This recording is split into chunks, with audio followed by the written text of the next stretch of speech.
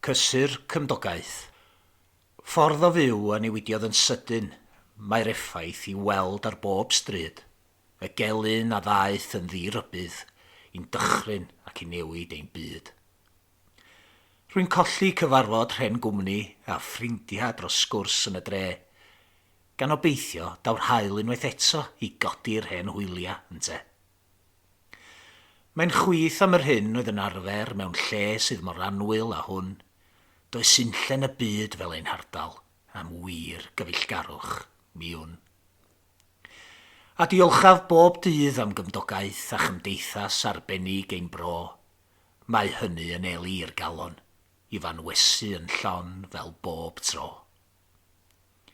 A phan ddaw yr hael dros ein bryniau, i adfer yr hyn oedd yn bod, cawn ddiolch i Dduw am ein gwarchod, a gweddio am yr hyn sydd i ddod. Vivian Parry Williams, Hydref 2020.